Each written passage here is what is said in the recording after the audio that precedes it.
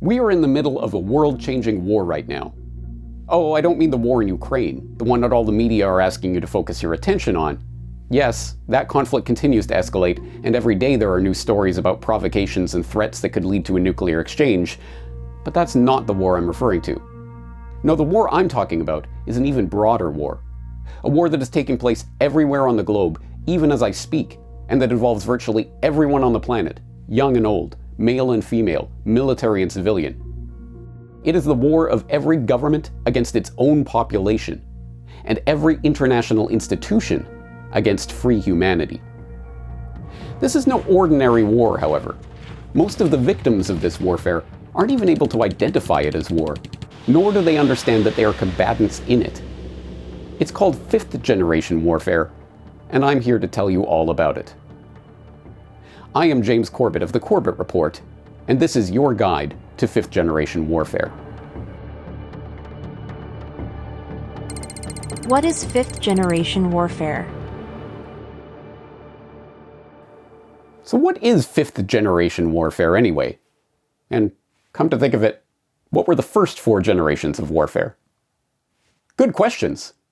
For an in-depth answer to the latter question, you'll want to read The Changing Face of War, Into the 4th Generation, a 1989 article from the Marine Corps Gazette co-authored by William S. Lind. And you'll want to watch Lind's presentation on 4th-generation warfare and the end of the Westphalian Order.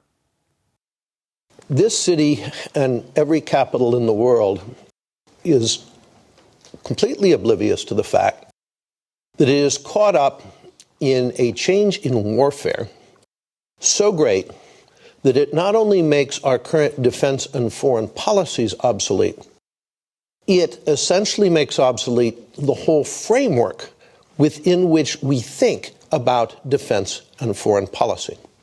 The change is what I call the rise of 4th-generation war, and this is specifically the 4th generation of modern war. We now think of foreign affairs and defense totally within the framework of the state. State armed forces are designed to fight other state armed forces, but that reality is changing. What's happening around the world today in more and more places is that state armed forces find themselves fighting not other state armed forces, but 4th-generation forces, non-state forces. In a nutshell, Lind's thesis is that the modern age of warfare began with the Treaty of Westphalia in 1648, which, he opines, gave the state a monopoly on war. From that point on, modern warfare went through 3 generations, namely 1st-generation warfare, the tactics of line and column, developed in the era of the smoothbore musket. 2nd-generation warfare, the tactics of indirect fire and mass movement, developed in the era of the rifled musket, breech loaders, barbed wire, and the machine gun. And 3rd-generation warfare, the tactics of nonlinear movement, including maneuver and infiltration, developed in response to the increase in battlefield firepower in World War I. This, according to Lind and his co-authors, brought us to the late 20th century, when the nation-state began to lose its monopoly on war and military combat returned to a decentralized form. In this era, the era of 4th-generation warfare, the line between civilian and military become blurred. Armies tend to engage in counterinsurgency operations rather than military battles, and enemies are often motivated by ideology and religion, making psychological operations more important than ever. But, some argue, we've now entered a new era of warfare, namely 5th-generation warfare. There's still much debate about what defines 5th-generation warfare, how we know we're engaged in it, or even if it exists at all. Lind, for one, rejects the concept. Various scholars have made their own attempts at defining 5th-generation warfare, or 5GW, like Dr. Wasim Ahmad Qureshi, who identifies it as the Battle of Perceptions and Information, or Chao Liang and Wang Shangshui of the People's Liberation Army, who write of the era of unrestricted warfare, in which a relative reduction in military violence has led to an increase in political, economic, and technological violence. If academic debates about the changing nature of warfare are your thing, then there's plenty of reading for you to do on the subject, from the Handbook of 5GW, a 5th generation of war, to a slew of academic articles. But for the purposes of this presentation, I'm not interested in that debate. In fact, we're going to use a decidedly non-academic definition of 5th-generation warfare from an Al Jazeera article as our starting point. The basic idea behind this term, 5GW, is that in the modern era, wars are not fought by armies or guerrillas, but in the minds of common citizens. There are two important things to note about this definition. The first is that 5th-generation warfare is not waged against either standing armies of nation-states or guerrilla insurgents, but against everyday citizens. The second is that the war is not being fought in a battlefield somewhere, but in the mind. Let's expand the definition somewhat to include the fact that this war is being waged at all levels, not just the mental. The gist of it is this: 5th-generation warfare is an all-out war that is being waged against all of us by our governments and the international organizations to which they belong. It's being waged against each and every one of us right now, and it is a battle for full-spectrum dominance over every single aspect of your life. Your movements and interactions, your transactions, even your innermost thoughts and feelings and desires. Governments the world over are working with corporations to leverage technology to control you down to the genomic level, and they will not stop until each and every person who resists them is subdued or eliminated. The most incredible part of all of this is that so few know that the war is even taking place, let alone that they are a combatant in it. The best way to understand this war is to look at some of the ways that it is being waged against us. Information warfare. Stop me if you've heard this before, but this is an info war, and the powers that shouldn't be are engaged in a war for your mind. Of course, you have heard of InfoWars if you've been in the alternative media space for any length of time, and for good reason. Information warfare is an absolutely essential part of the war on everyone that defines 5th-generation warfare. The most obvious way to understand this is to look at the actual military forces that are engaging in psychological operations against their own citizens. It says here, a letter from Nova Scotia government sent out to residents to warn about a pack of wolves on the loose in the province was forged by Canadian military personnel as part of a propaganda training mission that went off the rails. The letter told residents to be wary of wolves that had been reintroduced into the area by the provincial and federal governments and warned the animals were now roaming the Annapolis Valley. The letter, which later became public, sparked concerns and questions among residents, but was later branded as fake by the Nova Scotia government, which didn't even know it was the military who was behind the deception. The training also involved using a loudspeaker to generate wolf sounds, the Canadian forces confirmed to this newspaper. Guys, let that sink in for a second. They created a fake letter from the government, put it out there saying that there's dangerous wolves, and they set up loudspeakers in the area projecting out wolf noises. This isn't just research, this just isn't just a training exercise. They're actively engaging in this psychological operation to scare people using loudspeakers. This is unbelievable. But it's not just out-and-out military operations by soldiers dressed up in camo fatigues that are part of this 5th-generation infowar. In the war on everyone, the establishment uses every means at its disposal to manipulate the public's perception. Take Richard Stengel, the former editor of Time who bestowed Time's Person of the Year dishonor on you back in 2006, who chaired a Council on Foreign Relations conversation in which he defends the US government's use of propaganda against its own citizens. Basically, every country creates their own narrative story. And my old job at the State Department was what people used to joke as the chief propagandist job. We haven't talked about propaganda. Propaganda, I'm not against propaganda. Every country does it, and they have to do it to their own population. And I don't necessarily think it's that awful. Or take Hill and Knowlton, the PR firm hired by the Kuwaiti government to create the Nair deception in the first Gulf War. They took the babies out of the incubators. Took the incubators and left the children to die on the cold floor. Who were retained by the WHO in 2020 to identify celebrity influencers who could be used to amplify the scamdemic messaging.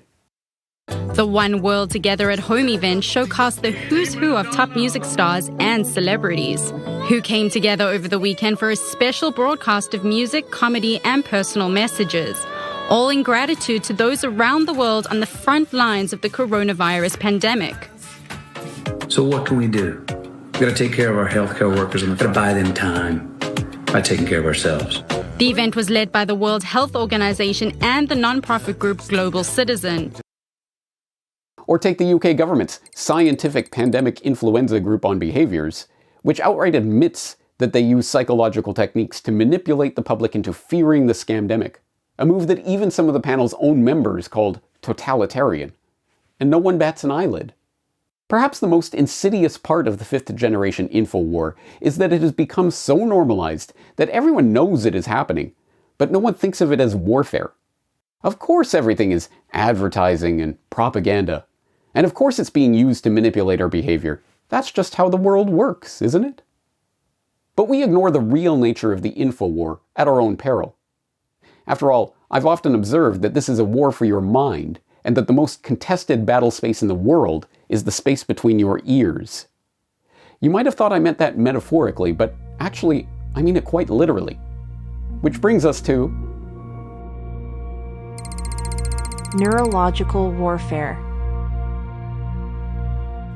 If you listen to Dr. James Giordano speak without listening to what he's saying, you get the impression he's merely an articulate, well-informed scientist who's passionate about his research. When you do listen to what he's saying, however, or even just look at his PowerPoint slides like the Neuro-ST for NSID slide, you realize that he is Dr. Strangelove.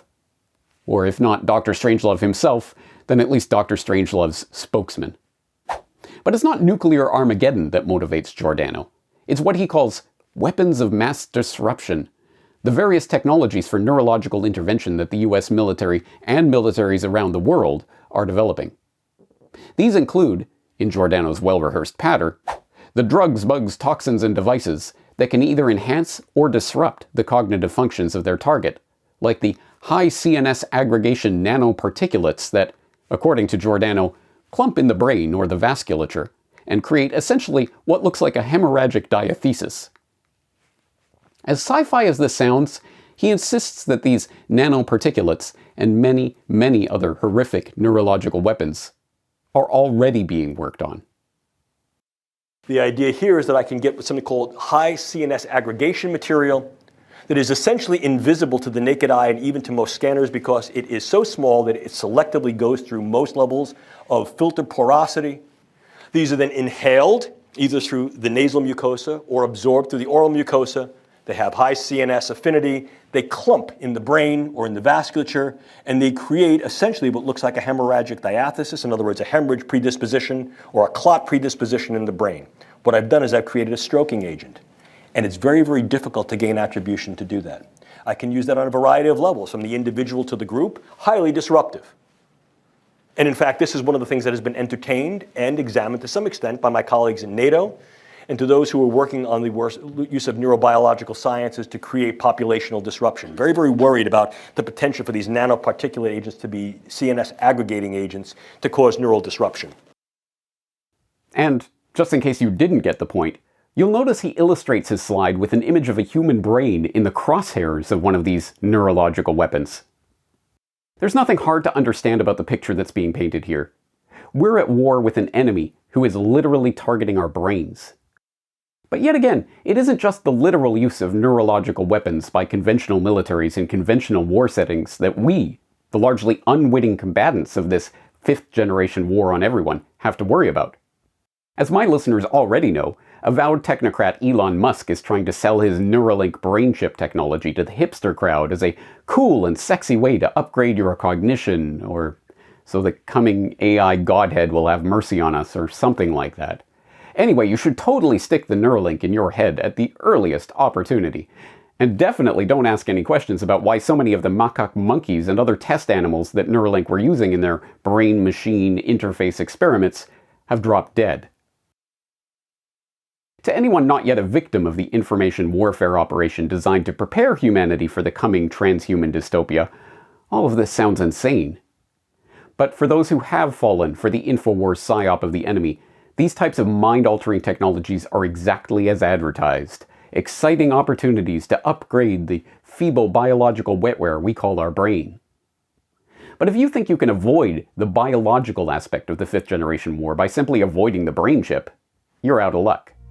You're also going to have to deal with biological warfare. The bio-warfare narrative is, understandably, back at the forefront of the public consciousness in recent years, not just because of the scamdemic, but also because of the questions being raised about the US-backed Ukrainian biolabs and whatever work they may or may not be doing on Russia's doorstep. This picture, for example, comes straight from Army.mil, which was only too happy to brag as recently as last July that US soldiers were conducting hands-on training and field training exercises with Ukrainian troops in laboratory and field environments that included ensuring the readiness of deployable mobile laboratories. Nothing to see here, folks. Perhaps the only surprising thing about the article is that they haven't scrubbed it from their website. Yet. But once again, if we're only thinking of biowarfare in conventional military terms, we neglect the much, much wider operation to manipulate, control, and weaponize all aspects of our environment, our food supply, and even our genome itself for the purposes of the ruling oligarchs. This 5th generation biological warfare being waged against us includes the mRNA and DNA and genetically modified adenovirus vector vaccines that have been normalized over the past 2 years, and which, as the miraculously lucky companies that bet it all on this technology like to brag, is reprogramming the software of life. The genetically modified organisms, both GMO crops and GMO animals, that are now being unleashed upon the world in an uncontrolled experiment that puts our health and the very future of the biosphere in jeopardy. The push towards synthetic, lab-based food that is being funded by the usual eugenicist billionaires, and which threatens to sever humanity from the natural abundance of the earth, make us dependent on an increasingly shrinking number of companies for our food supply, and, ultimately, to drive us towards a Soylent Green-style future. I'm sure you can fill in the blanks with myriad other examples of the attacks upon the world's air, water, and biome that constitute this unconstrained 5th generation biological war being waged against us. When and if you do put the pieces of this puzzle together and seek to warn people en masse that they're under attack, your ability to resist this agenda will be predicated on your ability to use your accumulated resources, your wealth, to foster communities of resistance. Don't worry though, the enemy has that domain covered too. Economic warfare. Given the events of recent years, even the sleepiest of the sleepy now realize that we are in a period of economic warfare. This war, too, has its conventional aspects.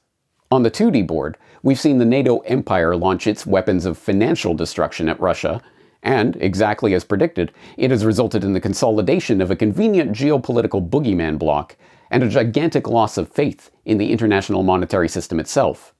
And, also as predicted, it has supplied the problem and reaction needed for the technocrats to present their predetermined solution of central bank digital currencies, or CBDCs. Just ask Larry Fink, the CEO of BlackRock.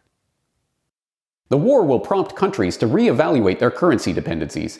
Even before the war, several governments were looking to play a more active role in digital currencies and define the regulatory frameworks under which they operate. This isn't merely a battle between nation-states or even competing power blocks. This is a battle being waged by every authoritarian power structure and every government, but I repeat myself, against their own citizens for control of the most important resource of all of them, their wallets.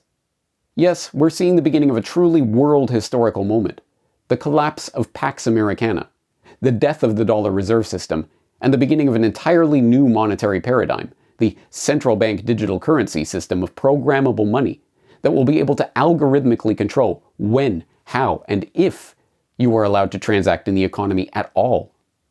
We only have to look to recent events in Canada to understand what this will look like. This perfect control of humanity, down to the level of being able to witness and ultimately to allow or disallow any transaction between any individuals at any time, represents the apotheosis of technocracy and one of the key objectives of the 5th generation war itself. As this nightmare comes closer and closer to reality, all seems hopeless. But then again, that's exactly the point. The real war.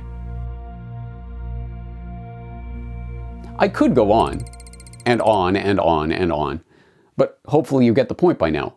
There is a world war happening right now. It is a 5th-generation war, or whatever you want to call it. It is being waged across every domain simultaneously. It's a war for full-spectrum dominance of every battlefield and every terrain, from the farthest reaches of the globe and beyond, to the inner spaces of your body, and even to your innermost thoughts. And it is a war on you. Recognizing this, the task we face seems nearly insurmountable. How are we to fight back in a war that the majority of people don't even recognize as taking place? How do we fight back against an enemy that has spent decades refining its weapons of economic and military and technological and biological control? How do we fight back in a war that is not taking place on 2 fronts or even 3 fronts, but in every domain and battle space simultaneously? Framed like this, our prospects do appear hopeless. But therein lies the key.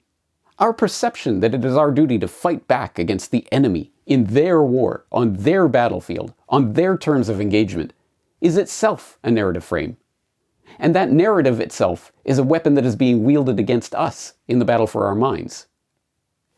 You'll allow me the space here to quote myself at length, because this is a point I've made many times before, perhaps most notably in my conversation on the anatomy of the New World Order that I had with Julian Charles on the Mind Renewed podcast 10 years ago.